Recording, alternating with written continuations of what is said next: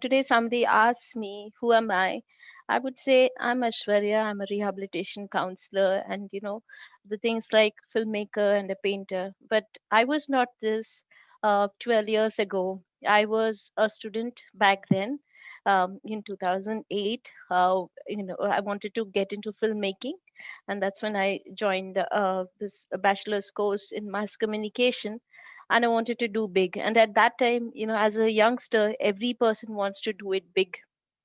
So it all started off there, and I wanted to get into film editing because that was my forte. And I was thinking, oh, I'm going to do this, I'm going to do that. And life just turned everything around for me, because on September 2nd, 2008, I was diagnosed with brain tumor, after which within a month I lost all my senses, including my eyesight, hearing, taste, smell, and I was heading for paralysis on my right limbs. And I also had memory loss. I couldn't remember what was happening yesterday.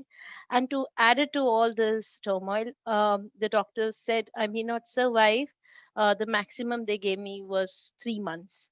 But today I'm here talking to you all. It's because of something that happened in my life. Many people who supported me and made me what I am today. And of course, the will to do something.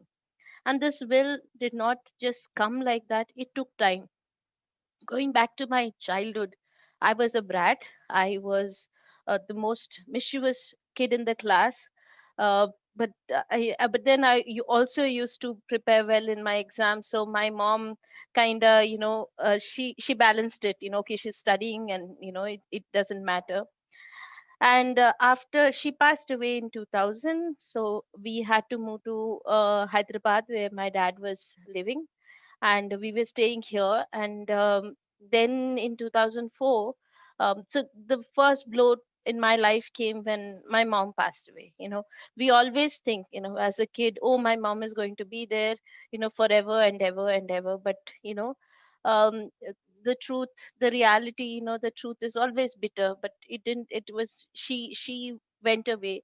And I thought, okay, now what to do? My mummy was everything for me and my sister Divya. What to do? And then we had to come here to Hyderabad to live with my dad. And we thought, okay, things were getting better, and dad also got married, and my mom, second mom, we were like a happy family together, living together.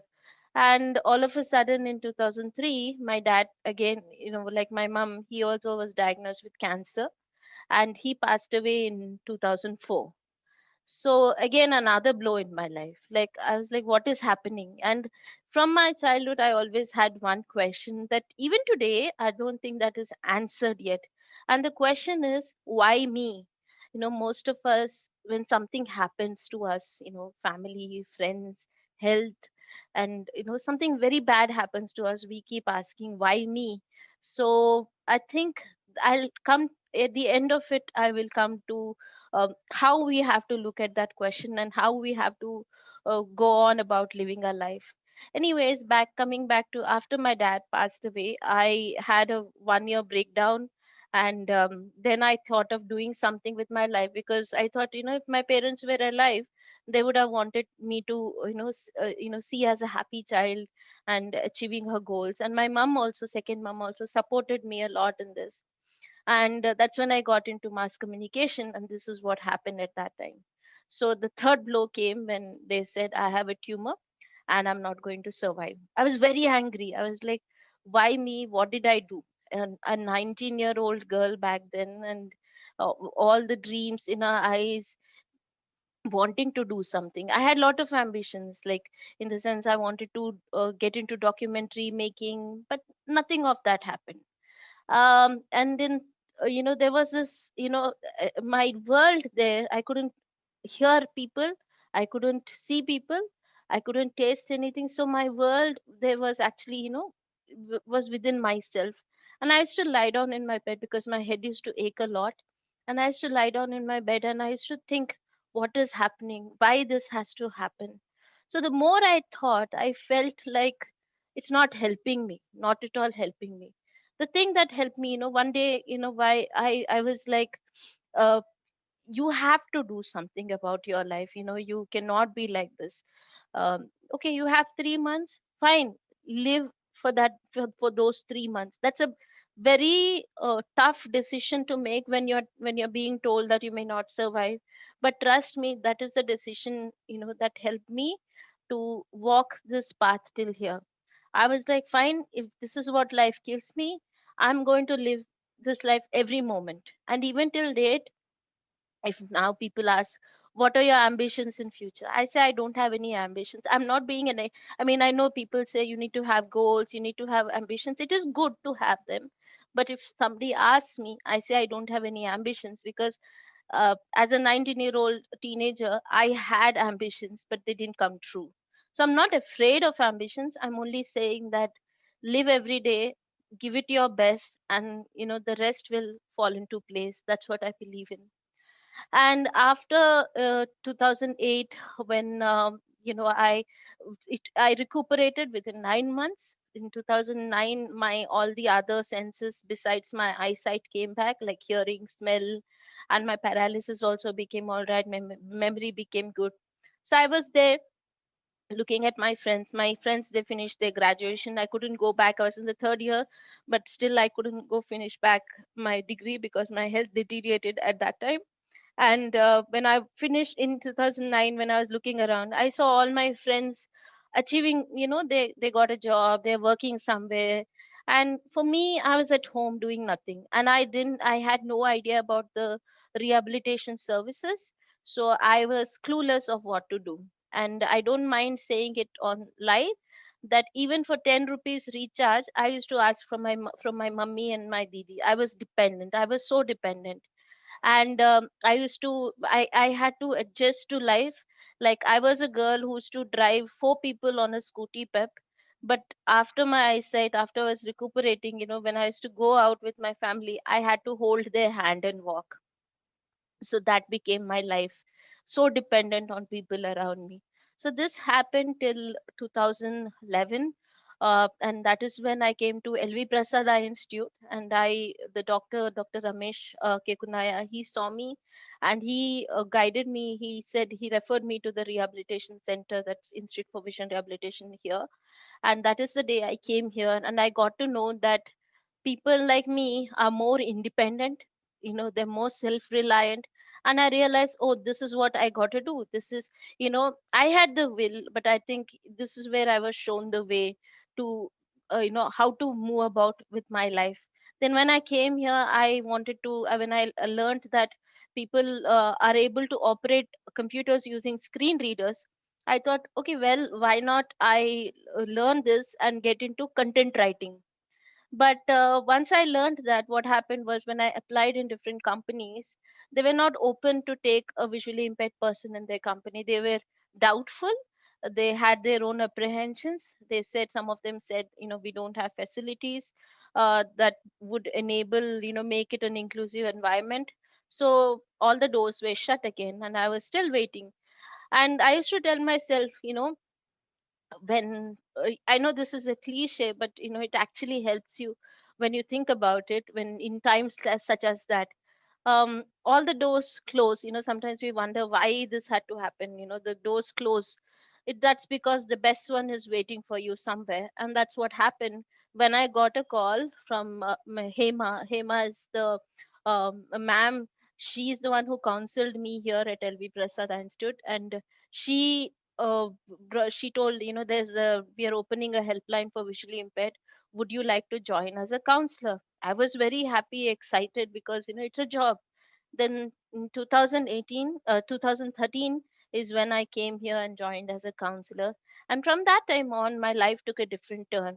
To start with, if, for example, I used to still hold somebody's hand and walk, and that is when I learned about my cane.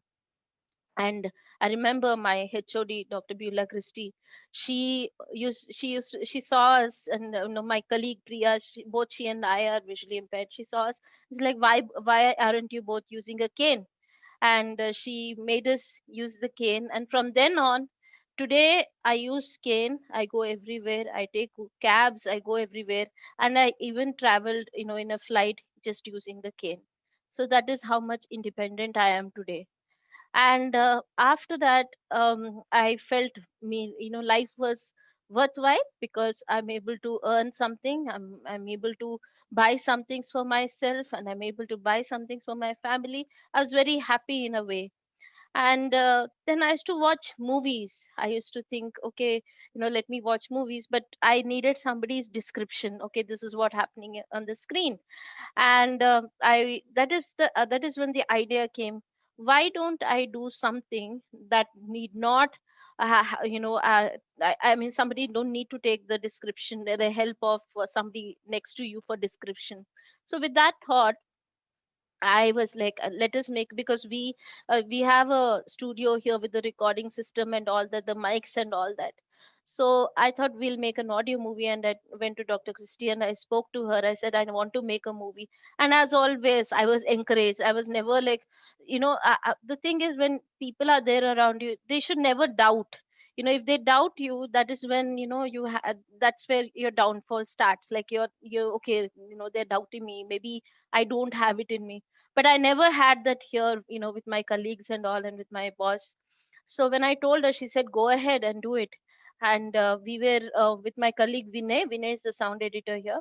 So he and I write from, writing the script. And the people who were in the movie, they are visually, some of them are visually impaired, some of them are doctors, some of them are volunteers. So we wrote the script, wrote the dialogues, and right from everything, like, even the sound effect, the background score, everything, we got it online from free stock audio. And we did that movie and released it in 2015. So that was like, I never thought I'll get back to filmmaking. Like I said, it was my dream. But that moment when when I did that film, I realized there is lot, that I can do. And after that, that is when I decided, now that I can do audio, why can't I start doing video? So video was simple, because I don't have to take the video. I could just tell the camera person, take a long shot, take a mid shot, and I could be very descriptive with my instructions, telling them, this is how I want the scene to be, this is the expression I want it to be, you know to the actors. So that's when I started directing videos as well. I have done, Vinay and I both, we have done awareness videos and informative videos for our department. So all the videos that are done, we do it like he helps me with camera and editing, and I write the script and direct the whole thing. So that's how it happens. So for me, when I was doing mass comm, they told, okay, visual arts. What is visual arts? So, after me getting into this field, I thought, no, that is not a visual art anymore. That's just an art. You can't call it a visual art, because a person who cannot see, like me, is able to do it. Then second, after a while, we were exploring into other services over here, and we thought, why don't we do something with painting? And we had called one company called Anybody Can Paint, and they helped us out to organize a workshop. So basically what they did was, they had, with a gun glue, hot gun glue, they had drawn the outline of the painting on a canvas. So after it dried, with the help of the volunteers, we had to fill in, like example, the mountains are there. So there'll be the outline of the mountains, and with the brush and help of volunteers, we had to fill in the colors. So I was very happy with that. And I thought, I'm able to hold the paint brush again. And back, before I lost my eyesight, I was into pencil sketching. I love doing pencil sketching. And this kind of gave me a hope that I'm able to get back to art again. But I didn't pursue it further. But what happened, because you needed gun glue all the time, and you needed somebody's help to draw the outlines for you. So I had just paused it, and I was not doing anything about it. But in 2018, I went to a painting gallery, and when I went there, I was told there were very beautiful paintings over there, by almost by 30 artists, and I couldn't enjoy one. For me, every painting there was like a white canvas, because I couldn't enjoy one. And that is when I decided I have to do something about accessible paintings. And my first painting, I went and told Dr. Christie, and she's like, okay, go ahead if you want to do something about it. And I went to the shop right from my office itself. There's Walden over here. So went to the shop, got all the supplies like canvas, colors, everything I got, and I started painting. So my first painting was titled Happy Blossoms. So it is a painting of yellow flowers on a blue background. So how I did that, I wanted it to be tactile. When somebody touches it, they should be able to feel it. So the background, I painted it blue. So when I paint it, it's just a left right stroke. But after painting it, I take feedback. Did I leave any gap? Did I miss any area? Did I color too much in an area? So when they tell me, I'd redo that again. So I do at least two coats so that any gaps in between are covered properly. So once the background was done in blue, then what I did was I took a small size sellotape and I put it flat on the canvas, not like a wheel, but a flat thing on the canvas. So in between the gap, that sellotape gap, whatever was there, I put Fevicol, like I applied Fevicol on the canvas. So it was like, it was a circular thing that let me put Fevicol on the canvas. It was like a round Fevicol circle. And in that, I put small golden beads, very small golden beads. And after a while, I removed the sellotape. So it became a bead, a circle of golden beads. I made three more beads like that with distance from each other, like some distance was, throughout, like as if they are spread across the canvas.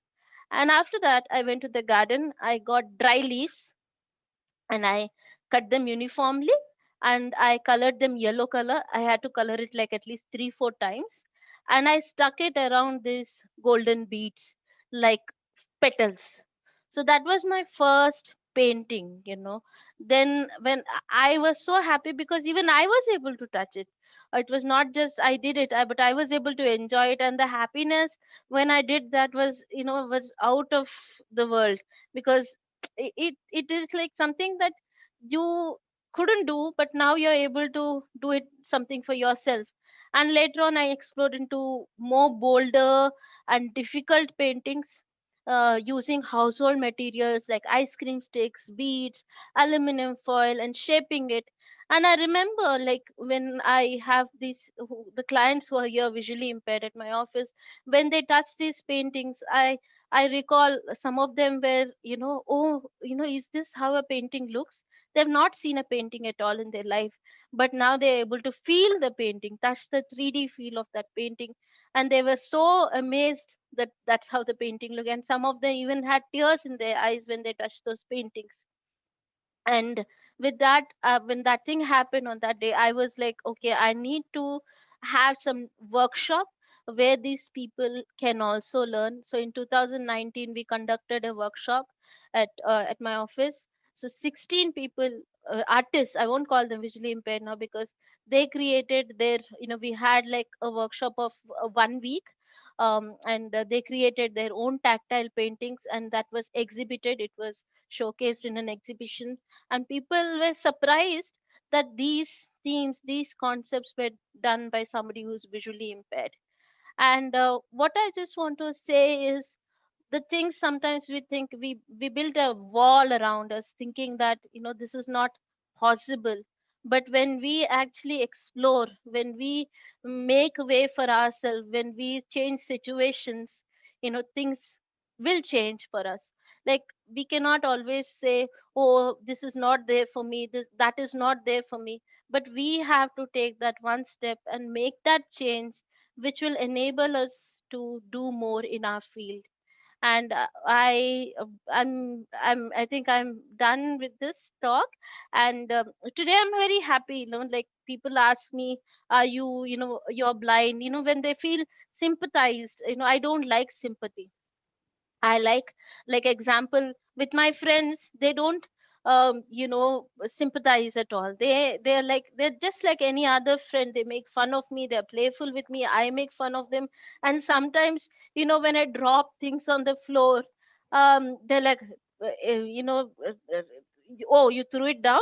And then I'm like, innocently and playfully, I'm like, I can't see, no, I don't make that a big thing. Like, it's just playfully I say that. So I think that is the best part. And people around you are the ones who can make a big, besides your willpower, your desire to do something. you should have right people around you who can give you that hand, who can give you that opportunity. And I think I was lucky to have such people around me. So that's my talk.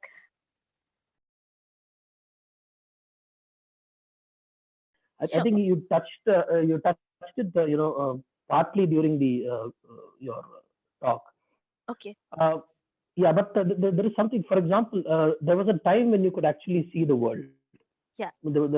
Yeah, and that has changed now. Mhm. So you do know how the world looks, as opposed to those who don't know how the world looks at all. Absolutely.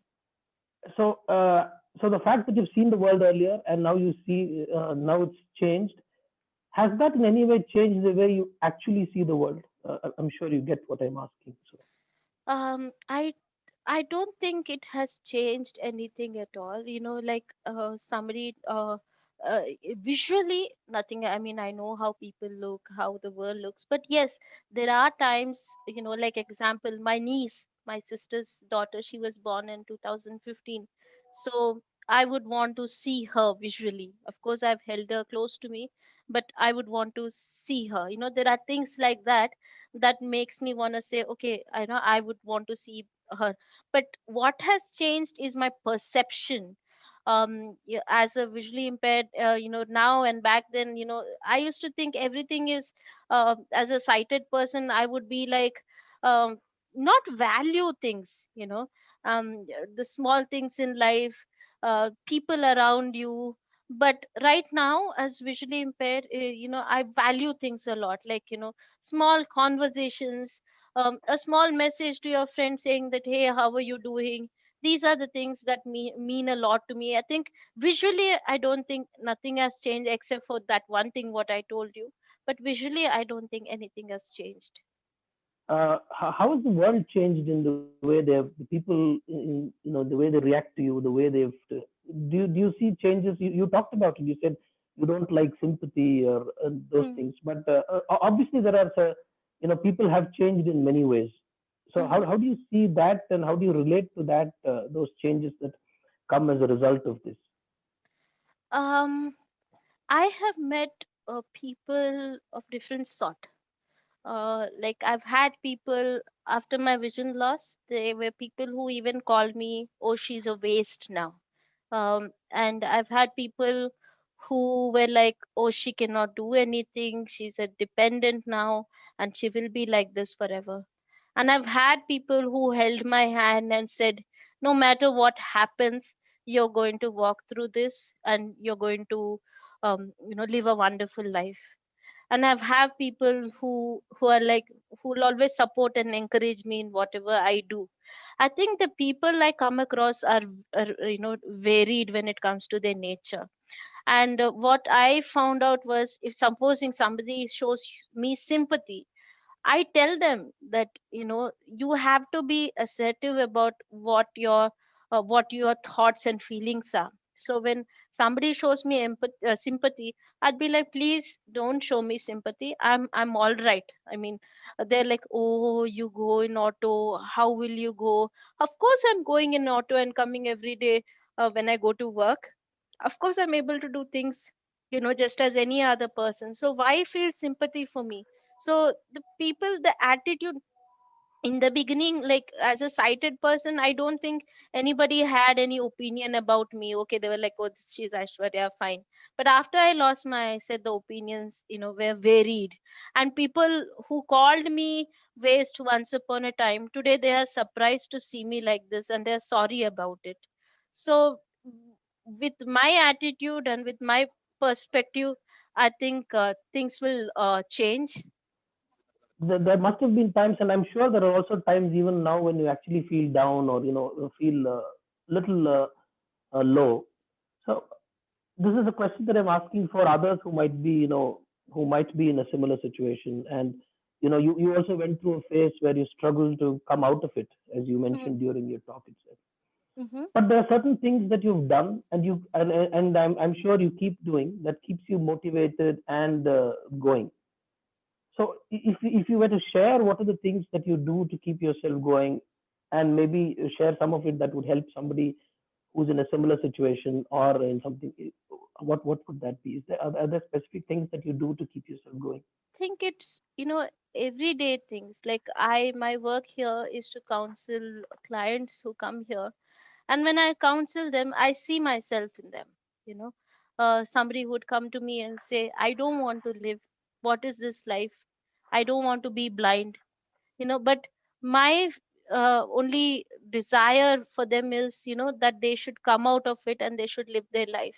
So when I counsel them and when I see that change in them, that they are looking at life positively, because we have had many clients, our consultants over here, they are sighted. So when they're counseled there, they're like, what do you know? You are able to see. And that is when they are brought to us and we counsel them. And when they see us living our life so independently, managing so well, their automatically their perspective changes, and they want to look at life positively. And there's so many stories, in my own life, like clients who gave up on life, they are today well settled and doing well. So these are some of the small things that makes me, want to keep going and going. And like I said, I believe that life is such a thing that, it's definitely not a garden of roses all the time. It has its hurdles. And I think, just because there's night time, we cannot stop hoping for the dawn. The sun always rises on the other side. So with that hope, that is how I keep going on, with whatever happens in my life. Please. I think you mentioned during your talk, you were confronted with the question, why me? I mean, Yes. that's a fairly common question. I mean, even very normal people, when they are confronted with difficulties, ask that question of themselves. Yeah. You mentioned that you would elaborate on how you got over that, why me kind of a question. So, Okay. yeah. So if you could, share a few thoughts. So why me? I would change that to if not me. So Mm. supposing, let's say, I rewind, I take us all back to 2008, and the tumor did not happen. I did not lose my eyesight. What would I have been? I would have been a youngster. Maybe I would have got into filmmaking if I was lucky. Maybe I would have been successful, and I would have done something. But I would have not learned life is, this way. The tough life, I would have not been strong. I would have not been positive. I would have been just another youngster. But now I am able to look at life from another angle. I think, the paint example, for instance, the paintings that I do. Uh, Maybe if I looked around, I was researching for painters who do such painting, and there are 2, 3 people who do around the world. And I realized that they do a flat, they use textures like walnut shell powder in their paints to give textures, but none of them do 3D tactile paintings. I mean, I'm not boasting, but I'm just saying that they don't do this. And if it was not me, I wouldn't be doing this 3D tactile paintings, which persons with vision loss can enjoy and experience. It gives them a new um, a way to explore this world of artwork. This is just an example. So, why me has changed to if not me, who? So, that I hope that answers the question. How do you manage to bring out all those colors? Because I also happened to see a video of your paintings in before I came on this call Okay. on this. So how do you manage to get to see understand all of those colors that come in? So I'm at an advantage of seeing the colors before. So what I Mhm. do is I take the color tubes and I put it in different packets, like all the blue Okay. ones, dark blue ones in one, light blue ones in one packet, and red ones in one. I am not a braille reader, so I don't use braille, but I've also suggested some people to use braille as well. But what I do is in each packet I put a tactile cue. Like I make this tactile cues of aluminum foil. Like example, if it is dark green, I put all the dark green in one packet, and I put a tree. which represents dark green. If it is light green, I make a shape with aluminum foil. I make a shape of grapes in that. I put it in that packet. So when I put in my hand in that packet, I would get hold of grapes first. Then I know, okay, this is light green. Similarly, Right. pink for rose and smiley face for yellow and different colors like that. That's how I take out colors and I start using them. You paint, you make movies. There's several other things that you seem to be engaged in, and you. I mean, before the setback, the illness and the subsequent setback, you were looking at probably a course in mass communication. Yes. Do you think that in a way, in a strange way, the setback itself has made you more determined to excel across several fields? Absolutely. Like, because life gave me another chance. Somebody who was told that, you don't have days to live. And I decided, made my decision, okay, whatever life gives me, I'm going to take. And when I come to the road, when, life is giving me a brand new world, I was like, okay, fine. I want to live every moment and make the best of everything that I get. So, if you look back at your life till date, is there anything at all that you would like to change, or is there anything at all that you regret? I don't think there's anything in my life that I would want to change. Although there were many turbulations and all, I would not want to change anything in my life, because if anything is changed, maybe I would not be the person I am today. Is there something that you would like to share, a message or something for not just people who would be in your position? I think that's a cliche. If people are like you, what do you want to Yeah, message? Generally, message for the youth, because we are going through a phase where many people complain about a lot of things. yep, There yep. are socially, culturally, politically, we're going through a very turbulent time. Hmm. Do you think you have some message for the youngsters in general, Yeah. not just people like you? Yeah. So what the message that I would want to give away is, sometimes we fall and we get hurt, and our knee is badly bruised. So what I believe is, there are two categories of people. One who would sit there on the ground and cry over their wound. Oh God, I got hurt. Oh God, it is paining. Oh God, what to do? But the other category, what they do is they get up, you know in spite of the pain. They get up and walk. And when they walk, it is paining, because you cannot walk when your knee is hurt badly. But in spite of the pain, they walk and walk and walk, and one day when they look behind, at the road they walked, they'll realize that they've walked actually, miles and miles, and they've reached where they are. So that decision is up to them. Are they willing to take that one step to walk? Are they willing to take that one step despite the pain? So the decision is theirs. And it all depends. If you want to sit there and if you want to cry, then life may not, you would be somebody else. But if you take the decision that's latter, walking ahead, I think that's when the change comes. One of the things that I particularly took note of is your statement that you value yourself more because of what happened to you in terms of a disability. I am seeing myself tomorrow. I walked up the stairs to come and sit here and talk to you all. I know that that's a temporary state of affairs. Like other human beings, I have only about 10% chance of dying a sudden death. 90% chance is that I shall be dependent on others without for a period of time before I go. Of course, I have lived almost a quarter of a three quarter of a century, and while you dealt with it all at that age, at that tender age, and that made you value myself. What you teach me is even at that time, value what I have, and that's a very important lesson. Uh, Many years ago, maybe some 29 years ago, the Bhutanese minister got up before United Nations organization and challenged the concept of GDP He asked, "You all measure gross domestic product as if that is the most important thing in the world. Let me ask you, in USA, you have the highest GDP in the world. Are you the happiest people in the world?"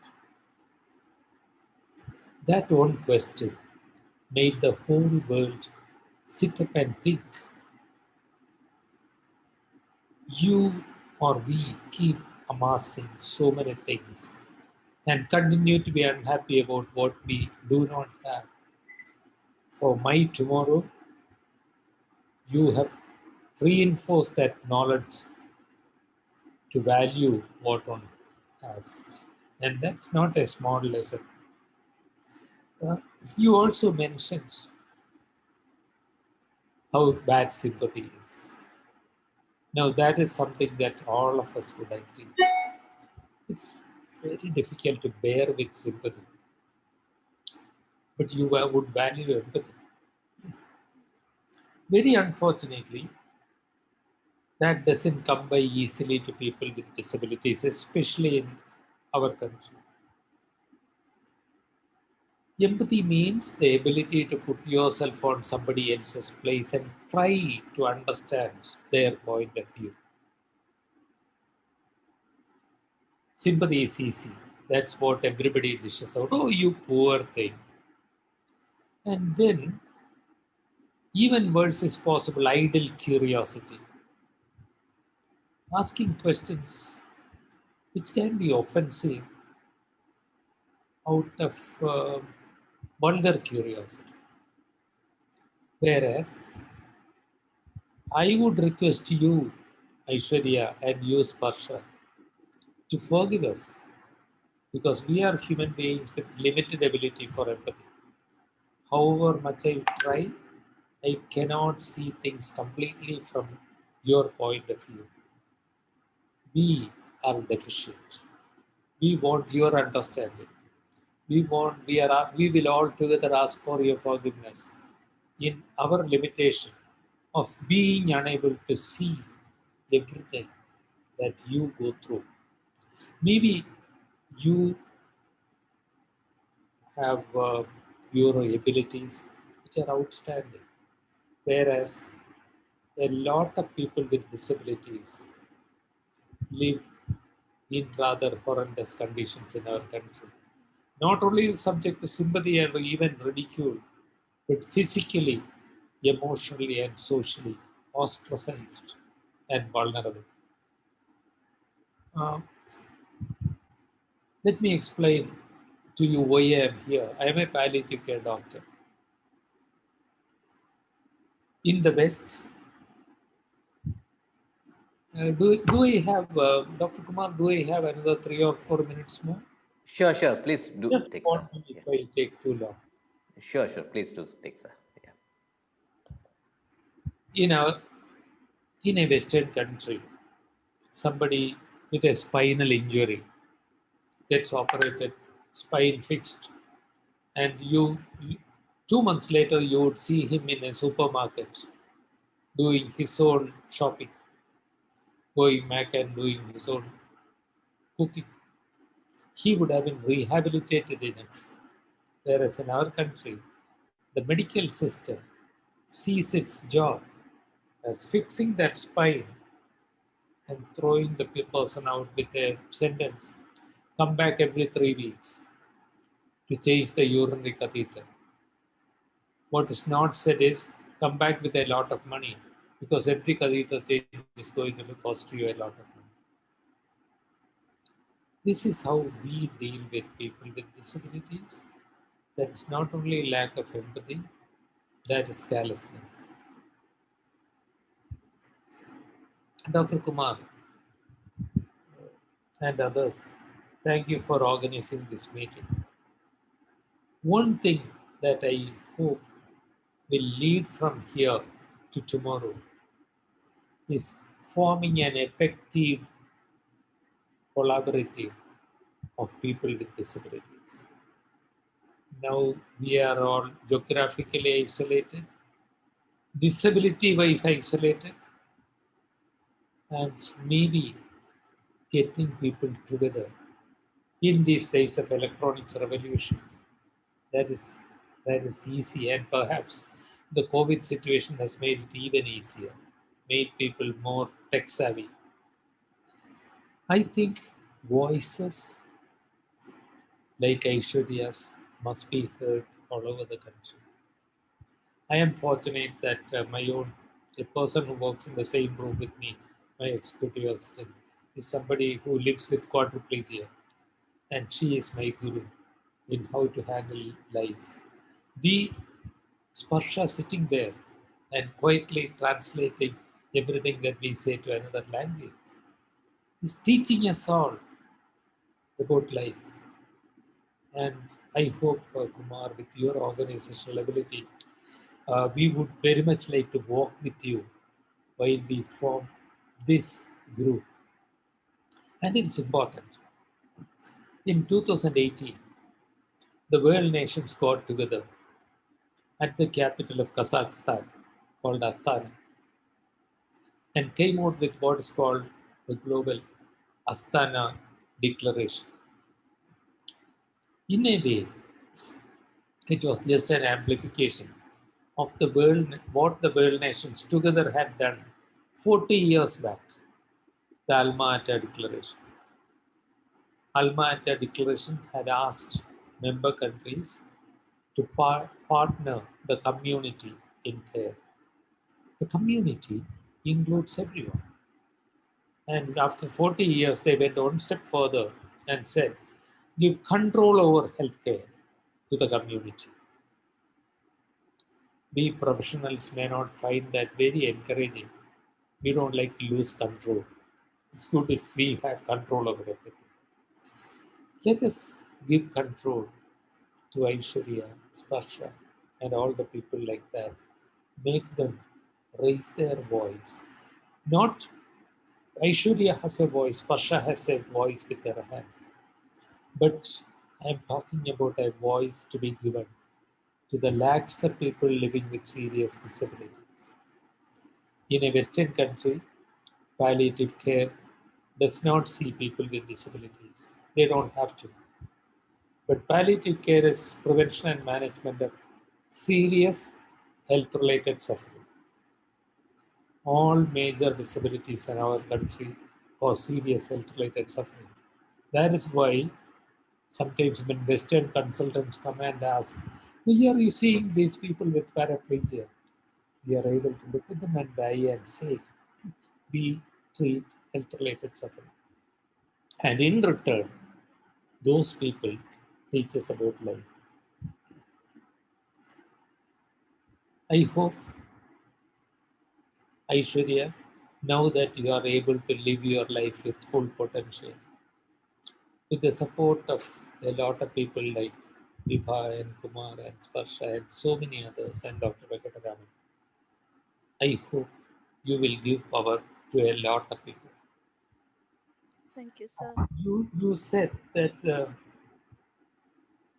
Mahatma Gandhi said the difference between what you do and what you can do will suffice to solve most problems in the world. Difference between what you do and what you can do. You mentioned that when you were sighted, maybe you did not realize what you can do. Now you have realized that. Maybe that's the gap. That's the gap that you will enable a lot of us to fill. Best wishes to you, and may you light that lamp in the hearts of 1.3 billion people in our country and elsewhere. All Thank the you so much, sir. Thank you so much. Kumar, thank you. Vibha, thank you. Sparsha, thank you. And everybody whom I do not see on the screen, thank you for this evening. You made it worthwhile. I think it would be wrong if I say call it as a concluding remark, because Raj Gopal has given a task for us to start something from this. So I think what we had today is, probably highest expression of spirituality and leadership today. So that is what we as an organization believe in. There are a lot of lessons, as Dr. Rajgopal rightly mentioned. There are a lot of lessons for us, and a lot of things were kind of reaffirmed. And Miss Aishwarya, while sharing your experiences, you happen to mention one thing which kind of stuck me. You said you don't call people whom you are training as visually impaired or something. You call them as artists. In fact, each one of us artist of our own life. Uh, I think this is what Swami Vivekananda also calls.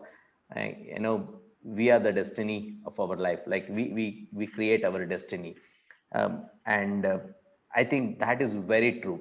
And it is all depend on other calling that you had given. It is just a matter of difference. And how we look at the life. We would be looking at something in a completely different way.